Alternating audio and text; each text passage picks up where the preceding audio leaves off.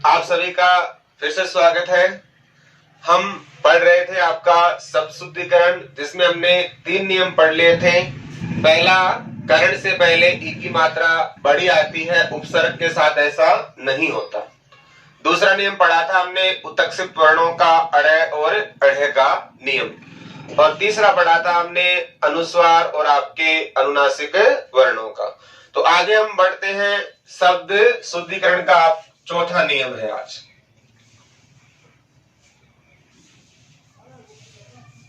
शब्द शुद्धिकरण, इसके हमने 3 नियम पढ़ लिए थे। आज हम उसका चौथा नियम पढ़ेंगे। और जिन्होंने पहले वाले 3 नियम नहीं पढ़े हैं, तो इससे पहले वाला जो वीडियो है उसको आप मेरे YouTube चैनल पर सर्च करें और वहां से आप पढ़ लें। आज हम पढ़ेंगे चौथा सबसे इंपॉर्टेंट नियम है आपका रकार ध्वनि। रकार ध्वनि कह सकते हो, यह आपका रेप ध्वनि का नियम। रकार या रेप ध्वनि क्या होती है? तो रकार का मतलब होता है, हम लेते हैं र से। अब आपसे पूछ लिया जाए कि र कितने प्रकार का होता है। अलग अलग किताबों में अलग अलग आता है। कई किताबें 3 प्रकार का कहती है, कई आपकी 4 प्रकार का बताती है। तो ध्यान रखना, एग्जाम की दृष्टि से आपको कितने मानने हैं? 3 ही मानने हैं, और 3 ही आपका सही है। और 3 नहीं हो ऑप्शन में, ऐसी कंडीशन में आप 4 मान सकते हो। तो रकार या रेप ध्वनि कितने प्रकार की होती है? आपकी 3 प्रकार की होती है। जैसे मान लो कोई शब्द है आपका प्रेम, एक शब्द है आपका ट्रक, एक शब्द है सरकार, और एक शब्द है आपका धर्म। प्रेम, ट्रक, सरकार और धर्म, इन सभी शब्दों में आपको र दिखाई दे रहा है। और र का प्रत्येक में जो स्वरूप है आपको अलग अलग दिखाई देता है। देखो यहां प्रेम में है प्र, ऊपर वाला वर्ण हमेशा आधा होता है, इसमें पै तो आपका क्या है? आधा। नीचे वाला क्या है? र पूरा होता है। तो ये है र पूरा। और इसमें किसकी मात्रा लगी हुई है? आपकी एक की मात्रा लगी हुई है। अगर इसको हम अलग अलग करना चाहें तो इसको आप ऐसे भी लिख सकते हो, र है, इस र में स्वर कौन सा लगा हुआ है? आपका ए लगा हुआ है। अब देखो यहां पर जो आपने लिखा र, वो र किस प्रकार का है? किसी वर्ण के साथ अगर आपने नीचे लगाया इस प्रकार से, वो आपका र कितना होता है? आधा होता है या पूर्ण होता है? ध्यान रखना, जब भी किसी वर्ण या व्यंजन के नीचे जो र लगता है वो हमेशा आपका पूर्ण र होता है। यहां आप देख रहे हो ट्रक, ट्रक किससे बना है? देखो ट्रक में ट कितना है? आधा। और ये जो र लगा हुआ है इस साइड में, बताओ इस र में कोई अंतर है क्या? नहीं है। तो ट्रक में भी क्या है? ट आधा, र है, र में स्वर कौन सा है? आपका ए है। तो यहां भी जो आप कुछ किताबें ऐसी कहती है कि ये जो आकृति है वो र की आकृति है, लेकिन ऐसा नहीं है।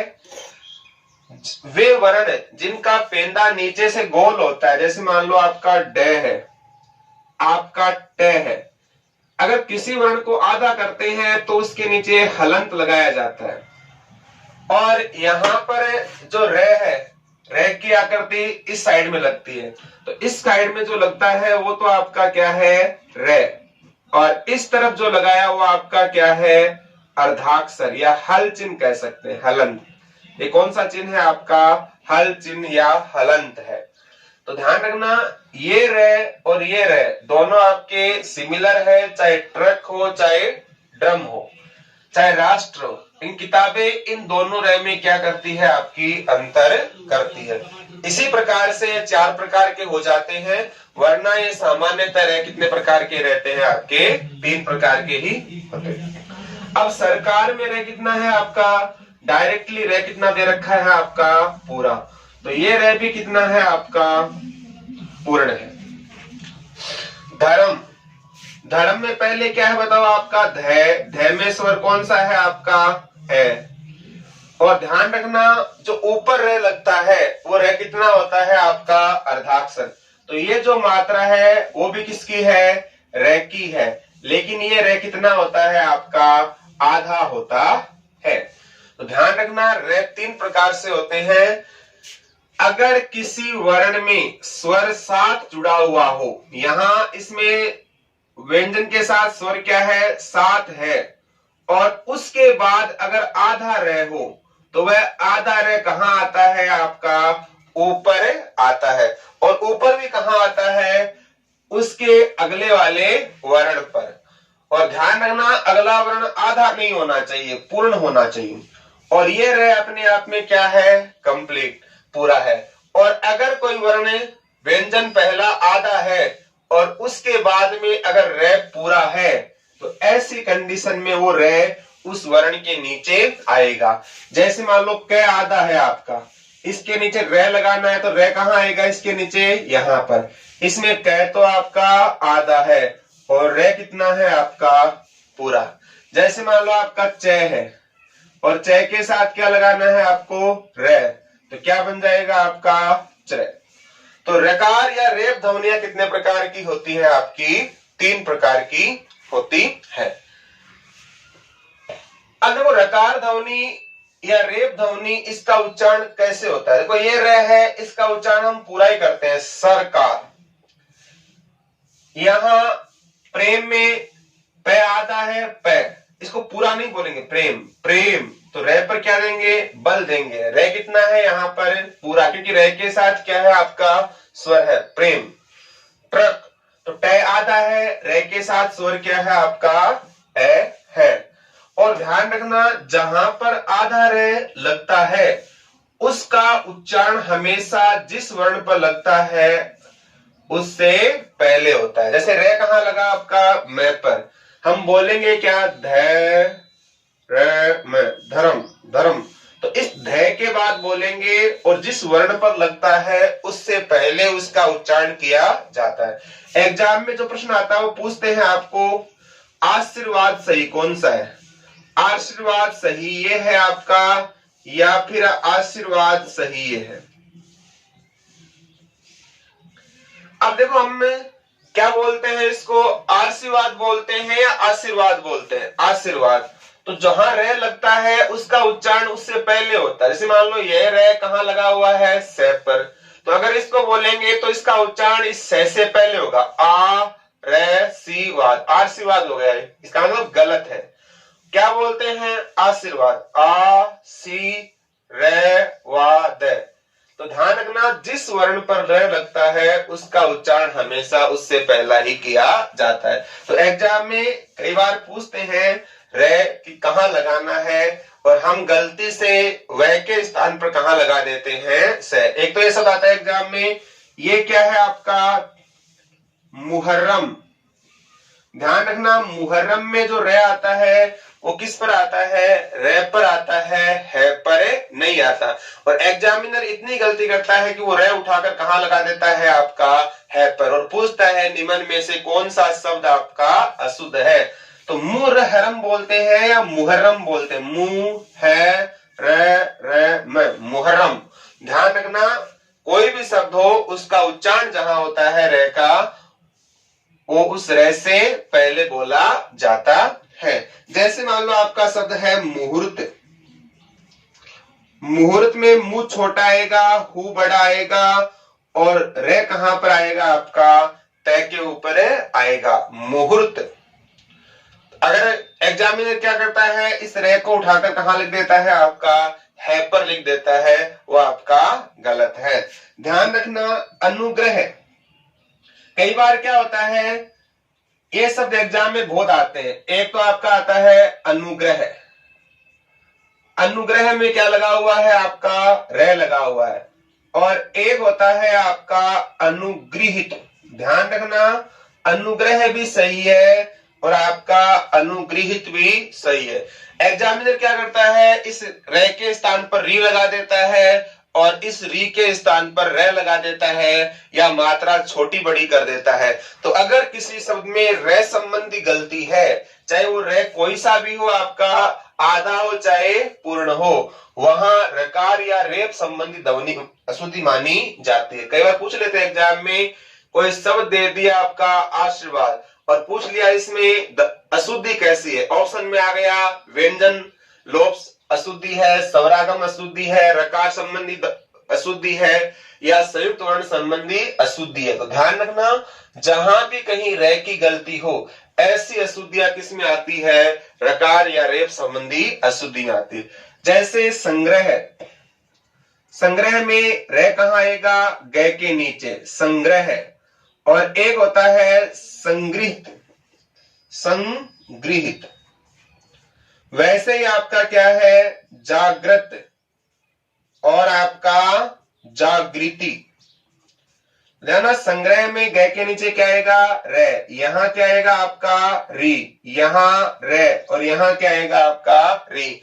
तो कई जगह गलती होती है, आपको कहां रे लिखना है, कहां आपका री लिखना है। इसके अलावा देखो, अगर आपको पूछ ले अथार्थ, तो ध्यान रखना, अथार्थ में जो रे है वो कहां आएगा, थ के ऊपर, और तय कितना आएगा आपका आधा।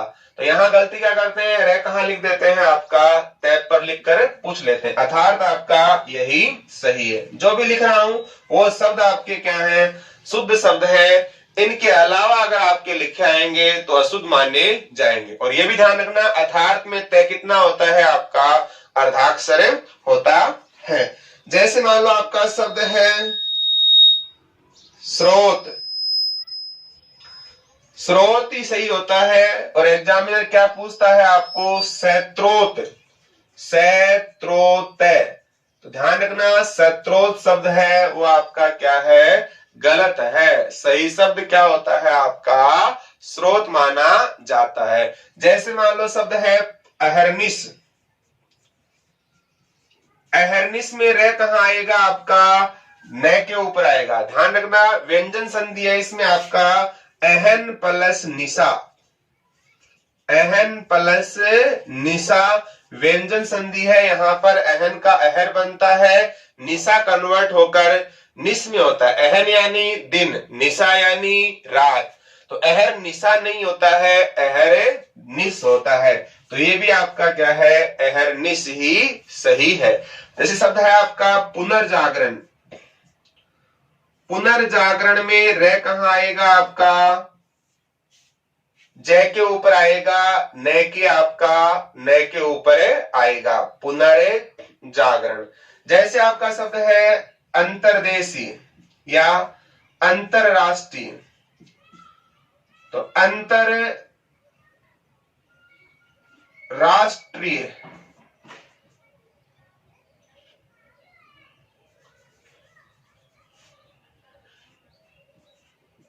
अंतरराष्ट्रीय। तो राष्ट्रीय है, उसमें जो रे है वो कहां आएगा, आपका रे के ऊपर आएगा, अंतरराष्ट्रीय। जैसे मान लो आपका शब्द है निर्गुण, निर्गुण में रे कहां आएगा, आपका ग के ऊपर आएगा, निर्गुण। जैसे शब्द है आपका वर्तस्य, वर्तस्य में रे कहां आएगा, आपका ये के ऊपर। क्या इस रे का स्थान ये पर था क्या, नहीं। ये रे है वो कहां बोला जाएगा, देखो ये है, इससे पहले बोलेंगे क्या, व त स रे, ये वत्सरे, नहीं।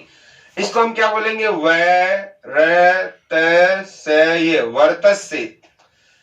क्यों, क्योंकि इसके पहले दोनों वर्ण कितने हैं आपके, अर्धाक्षर, त और स।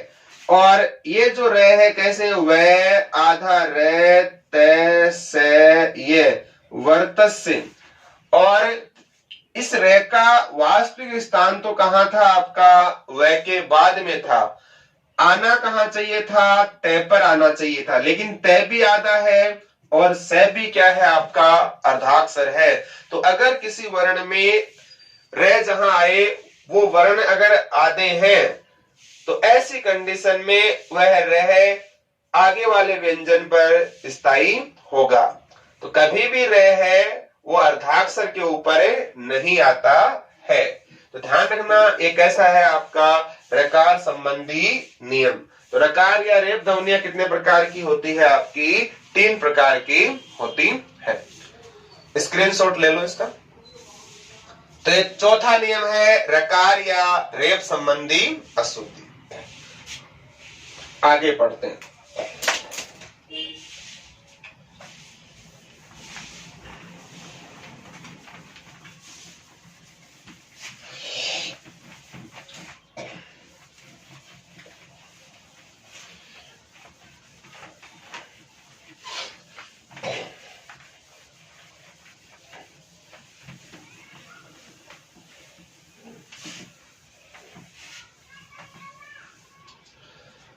नियम नंबर है आपका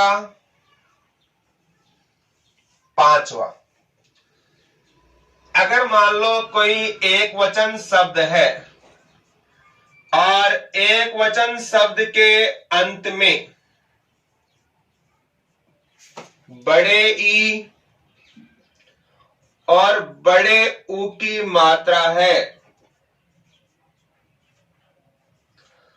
अगर किसी एक वचन शब्द के अंत में बड़ा ई और बड़े ऊ की मात्रा है, वैसे ये नियम बहुवचन का है, यहां से भी शब्द शुद्धिकरण पूछा जाता है।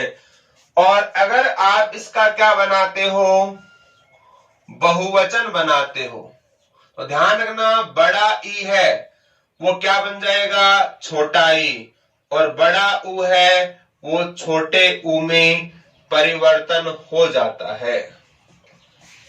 ध्यान रखना, अगर किसी शब्द में बड़ा ई और बड़ा ऊ है और अगर उसका हम बहुवचन बनाते हैं तो वो मात्रा हमेशा क्या हो जाती है? आपकी छोटी हो जाती है।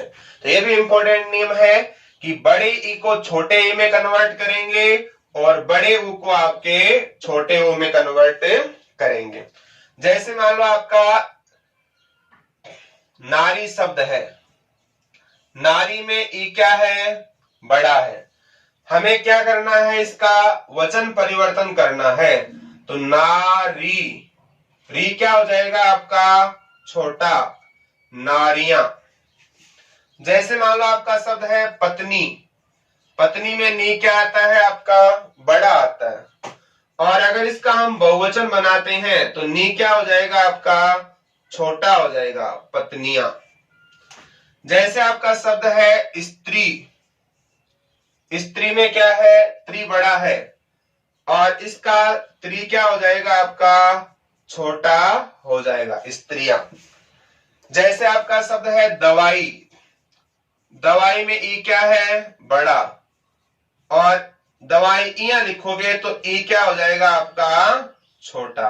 और ये शब्द एग्जाम में कई बार आता है।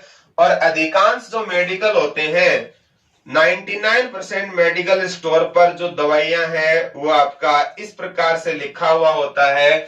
ध्यान रखना, वो शब्द आपका गलत है। जैसे आपका शब्द है इकाई, इकाई में ई क्या होता है? बड़ा। और आप क्या बनाते हो? इकाइयां, इकाइयां में ई क्या हो जाएगा आपका? छोटा। जैसे श्रीमती, श्रीमती में ती क्या होता है? बड़ा। और क्या बनाओगे आप? श्रीमतियां, तो ती क्या हो जाएगा आपका? छोटा हो जाएगा। श्रीमती में ती बड़ा आता है या छोटा आता है? ध्यान रखना, मती 2 प्रकार की होती है ना, मती छोटा भी होता है और मती आपका बड़ा भी होता है। दोनों में अंतर क्या है? मती में क्या अंतर है छोटे और बड़े में? देखो ये मती होता है, ऐसे मान लो बुद्धि के लिए लेते हो, मती यानी बुद्धि। किसी का नाम होता है मतीराम, लड़के का, बुद्धि। और ये मती है सम्मानजनक शब्द है। नारी के लिए सम्मानजनक शब्द के रूप में किसका प्रयोग करते हैं? मति का प्रयोग किया जाता है। और पुरुष के लिए मान का करते हैं और नारी के लिए किसका करते हैं? बालक है तो क्या होगा? बुद्धिमान। और बालिका है तो क्या होगी, बुद्धिमती। आदमी है श्रीमान, महिला है श्रीमती। तो मति शब्द का प्रयोग सम्मान के लिए किया जाता है। ऊ बड़ा, जैसे मान लो आपका शब्द है भालू, भालू में ऊ क्या है, बड़ा। आप लिखोगे भालू, भालुओं में ऊ क्या हो जाएगा आपका, छोटा हो जाएगा। आलू, आलू में बड़ा आता है, आलुओं कर सकते हो। जैसे आपका शब्द है वधु, वधु में ऊ क्या है आपका, बड़ा। और अगर आप करते हो वधुएं, वधुएं, ऊ क्या हो जाएगा आपका, छोटा। जैसे आपका शब्द है बहू, और बहू से आपका क्या बन जाएगा, बहुएं, बहुए में ऊ क्या हो जाएगा आपका, छोटा हो जाएगा। ध्यान रखना, ई और ऊ की मात्रा बड़ी है, उसका बहुवचन बनाने पर वो मात्रा क्या हो जाती है आपकी, छोटी हो जाती है। तो ये नियम 100% कार्य करता है। आपके सामने कोई शब्द आए, कैसा भी आए, आपको परिवर्तन करना है तो उसकी मात्रा हमेशा क्या होगी, आपकी छोटी होगी। और दूसरी बात ये भी ध्यान रखना कि जो पुरुषवाचक शब्द होते हैं ना, पुरुषवाचक शब्द है, उनकी मात्रा ऑलमोस्ट कैसी होती है, ह्रस्व ही होती है, छोटी मात्रा ही होती है। और जो स्त्रीवाचक शब्द होते हैं उनकी मात्रा हमेशा क्या आती है, लगभग दीर्घ ही आती है। पुरुषवाचक जो शब्द होते हैं उनकी मात्रा ह्रस्व होती है, और जो स्त्रीवाचक शब्द होते हैं उनकी मात्रा दीर्घ होती है। कैसे, देखो, स्त्रीवाचक शब्द है नारी, पत्नी, स्त्री, दवाई, श्रीमती, है ना, वधु, बहू, इनकी मात्रा क्या आ रही है, बड़ी।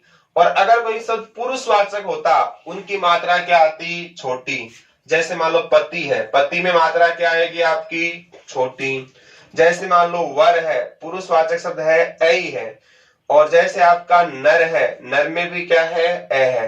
तो पुरुषवाचक शब्द होते हैं उनमें मात्रा छोटी आती है, और स्त्रीवाचक शब्दों में मात्रा क्या आती है, बड़ी आती है। लेकिन ध्यान रखना, जो दुल्हन है ना, दुल्हन स्त्रीवाचक होते हुए भी मात्रा क्या आएगी आपकी, छोटी ही आएगी। और दुल्हा शब्द है वो पुल्लिंग है, पुरुष का प्रतीक है, लेकिन यहाँ ऊ क्या आएगा आपका, बड़ा आएगा। जैसे एग्जाम में कई बार आता है दंपत्ति, ध्यान रखना, दंपत्ति में ते आपका क्या आएगा, बड़ा आएगा। तो एग्जाम की दृष्टि से सबसे इंपॉर्टेंट शब्द है, जैसे मान लो दवाइयां, दंपत्ति, दूल्हा, दुल्हन, वधुएं। तो ये ध्यान रखना, पति, पत्नी, ऐसे शब्द एग्जाम में पूछे जाते हैं। दुल्हन में दू छोटा आएगा, दूल्हा और दंपति में ती बड़ा, दूल्हा में आपका दू बड़ा आता है।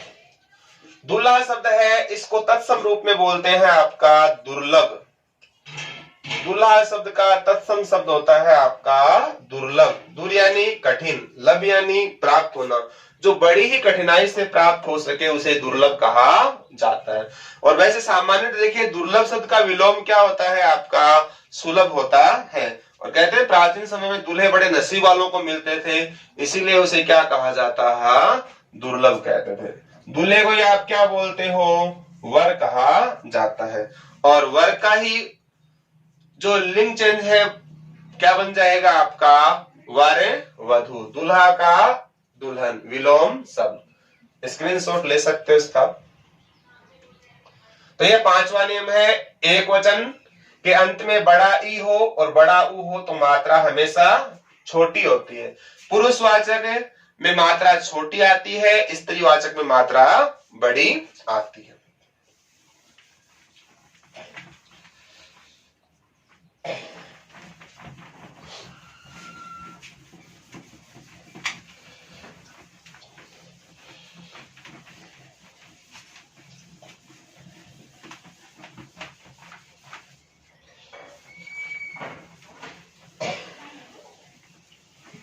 आगे पढ़ते हैं, नियम नंबर 6।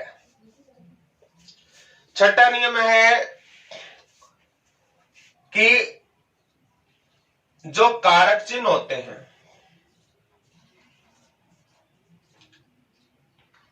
कारक चिन्ह होते हैं वो संज्ञा से अलग रहते हैं। कारक चिन्ह होते हैं वो आपको संज्ञा से अलग रहते हैं, और यही कारक चिन्ह होते हैं वो सर्वनाम के साथ जुड़ते हैं। इतना ही अंतर है कि कारक चिन्ह होते हैं वो संज्ञा से अलग रहते हैं और सर्वनाम के साथ जुड़ते हैं। तो कई बार क्या है, हम ध्यान नहीं रखते हैं कि हमें साथ लिखना है या उनको अलग अलग करके लिखना है। तो ये नियम भी 100% कार्य करता है कि अगर कोई कारक है तो उसे अगर सामने संज्ञा शब्द आ रहा है तो उससे अलग लिखना है, और अगर कोई सर्वनाम शब्द है तो उसके साथ लिखना है। देखो राम शब्द क्या है, संज्ञा, आपको लिखना है राम ने क्या है, कारक। तो राम अलग आएगा, ने क्या आएगा आपका अलग। जैसे लिखते हो आप बालक को, तो बालक क्या है, संज्ञा शब्द, को क्या है, कारक। तो को आपका बालक से क्या आएगा, अलग आएगा। अगर आपको पूछ लिया जाए, जैसे मान लो सर्वनाम के साथ आते हैं, उस क्या है आपका सर्वनाम, और ने लिखना है उस ने, तो बताओ अलग अलग आएगा या एक साथ आएगा, एक साथ आएगा, क्योंकि उस क्या है सर्वनाम, ने क्या है कारक। आपको लिखना है उसको, उस क्या है सर्वनाम, को क्या है कारक। तो कारक चिन्ह होते हैं वो सर्वनाम के साथ आते हैं, संज्ञा से क्या रहते हैं अलग। अब एग्जाम में प्रश्न आता है कि कौन सा सही है और कौन सा गलत है। अब पूछ लिया सेवा में यह सही है या सेवा में यह सही है। सेवा में कौन सा सही है, यह आपको पूछ लिया। हम पर कौन सा सही है, हम पर यह सही है या आपका हम पर यह सही। हम पर कह दो, मुझ पर कह दो, कौन सा सही है।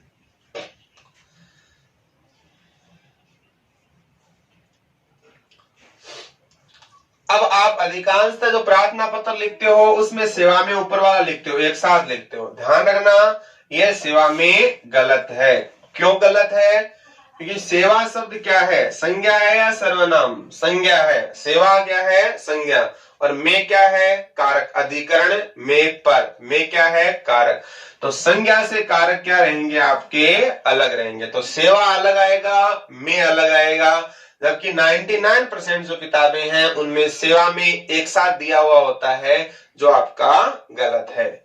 हम पर, अब बताओ हम पर में अलग अलग आएगा या साथ आएगा। हम ऑलमोस्ट क्या लिखते हैं, हम और पर अलग अलग लिखते हैं। ध्यान रखना ये क्या है गलत है। हम क्या है सर्वनाम, मैं का बहुवचन क्या होता है हम, तो हम क्या है सर्वनाम, पर क्या है आपका कारक।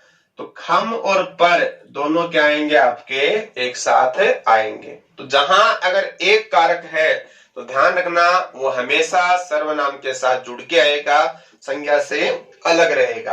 अगर मान लो कोई कारक संप्रदान कारक होता है, अब संप्रदान कारक में जो कारक चिन्ह आता है वो क्या आता है आपका के लिए।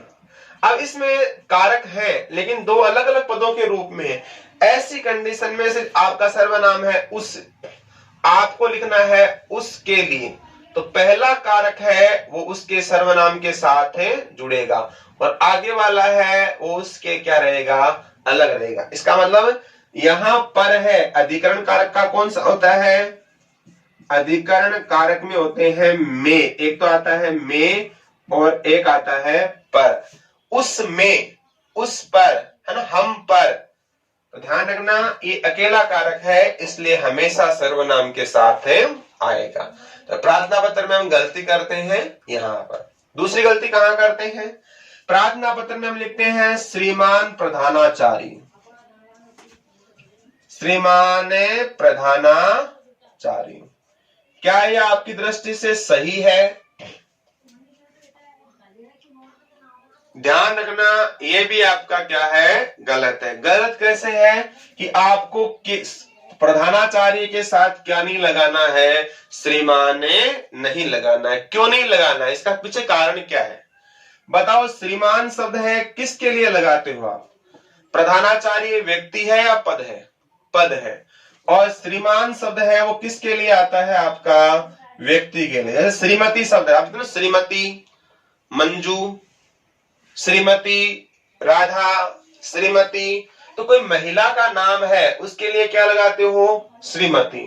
वैसे ही अगर कोई पुरुष का नाम है तो आप क्या लगा सकते हो? श्रीमान प्यारेलाल, श्रीमान राधे श्याम, श्रीमान मदन लाल। तो आप कोई नाम है, नाम के साथ क्या लगा सकते हो? श्रीमान लगा सकते हो। जबकि प्रधानाचार्य नाम है या आपका पद है? प्रधानाचार्य नाम नहीं है, एक पद है। जैसे प्रधानाचार्य है, सरपंच है, ये आपके पद होते हैं, किसी का नाम नहीं होता है। तो पदों के साथ सामान्यतः है श्रीमान नहीं लगाया जाता है, जबकि अधिकांश किताबों में आपको प्रधानाचार्य इनके साथ क्या मिलेगा? श्रीमान लगा हुआ मिलेगा। जो नियम की दृष्टि से देखें तो वो आपका क्या माना जाता है? गलत माना जाता है। और हम प्रार्थना पत्र में गलती कहां करते हैं? लास्ट में लिखते हैं आपका भवदीय। प्रार्थना पत्र के अंत में आप लिखते हो आपका भवदीय। अगर हम बात करते हैं सर्वश्रेष्ठ स्वनिर्देश की, तो भवदीय है वो सर्वश्रेष्ठ स्वनिर्देश होता है पत्र का। लेकिन भवदीय के साथ अगर आप लगाते हो आपका, तो ये आपका शब्द है वो क्या है? आपका गलत है। केवल क्या लिखना है आपको? भवदीय ही लिखना है, ओनली भवदीय। भवदीय किससे बनता है? आपका भवत प्लस ईए से बनता है, व्यंजन संधि है। तो पत्र के अंत में केवल क्या आता है? आपका भवदीय शब्द आता है। आपका भवदीय लिखते हो वो भी आपका क्या है? गलत है। तो हमने अभी कितने नियम पढ़ लिए? आपके 3 नियम पढ़ लिए। चौथा नियम क्या पढ़ा था आज हमने? रकार या रेख संबंधी नियम। 5वां नियम पढ़ा, किसी वर्ण के अंत में बड़ी ई और बड़े ऊ की मात्रा हो, मात्रा क्या हो जाती है? छोटी हो जाती है। पुल्लिंग शब्द में मात्रा छोटी होती है, स्त्रीलिंग में बड़ी होती है। 6ठा नियम पढ़ा था हमने, कारक चिन्ह संज्ञा से अलग रहते हैं और सर्वनाम के साथ जुड़ जाते हैं। आज के लिए इतना ही, फिर मिलते हैं नेक्स्ट क्लास में। अगर आपको पढ़ाया गया अच्छा लगे तो चैनल को लाइक करें, शेयर करें, सब्सक्राइब करें। जय हिंद, जय भारत।